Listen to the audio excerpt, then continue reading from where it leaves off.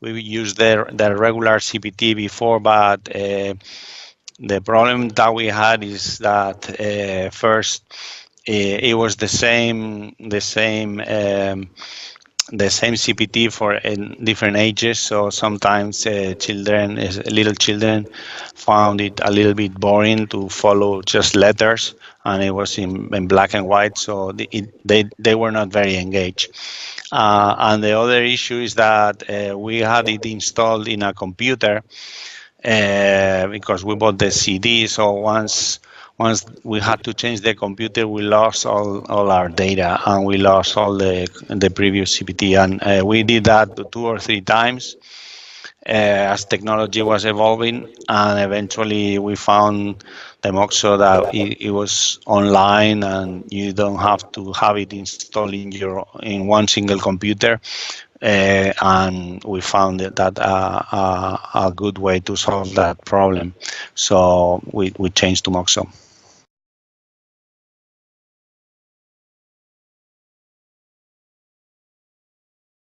We do the CPT Moxo in every single patient in the first evaluation, unless they come to our clinic with a previous CPT that has been done very recently.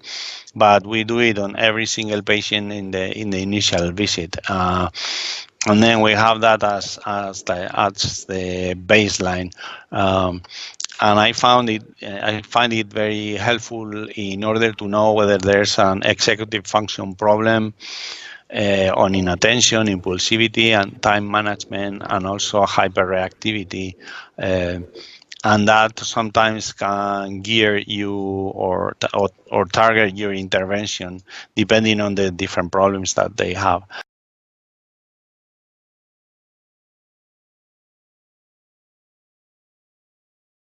Sometimes we do a second test, and we generally don't do it to see if the patient is doing better, because the patient is going to tell us, and the parents are going to tell us, and clinically you know that. But sometimes what happens is that the patient is not doing better, and your dose is already kind of high, and you want to know whether the executive function problem that they had at baseline, whether if they still have it or not. Because if they still have it, I make a point that to the parents that maybe we need to increase the dose a little bit more, even if we are on the high end of the dose, because we still have executive function problems, and try to use that medication all the way to the highest dose that we can tolerate. But if the patient doesn't have an executive function problem, and the medication isn't working, maybe we need to do something else. So that's the way that we use it as a follow-up in the cases that aren't doing well, and to see whether they still have an executive function problem.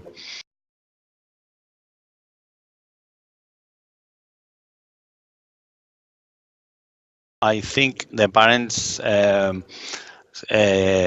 ask for or want to have some representation of the performance of the child. And what I do is I after I do the interview, I get the results from the Moxo in the very first visit. We also get intellectual function, so we have the IQ and the Moxo, and then I show it to the parents, and I say, first, your child has a good intellectual function, he has a good IQ.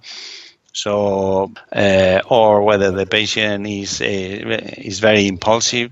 So, if they have a alteration on the test, I show it to them, and I show it over time. So it's helpful for them to have a graphic representation. So they kind of like it to have it, and I see them nodding with their head when I'm explaining them the problems that the child is having, and they understand it much better an external problem to the child. It's not that the child is lazy or he doesn't want to work. It's that he has a real problem. So in that way, I think it's helpful.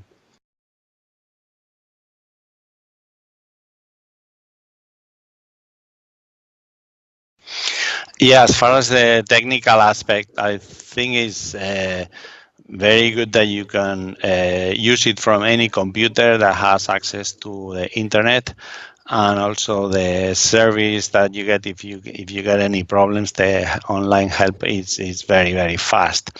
As far as the professional results, it is short. You do it very fast with the child, and they like it. It's like a small computer game for them. And then you get the results immediately. You get a printout, a nice printout with different ways to see the results. And so sometimes you use it in the clinic when we are talking with the parents. We send the child to do the moxon, and we have the results immediately, and we show it to the parents. So it's very useful and very helpful for a day-to-day clinic.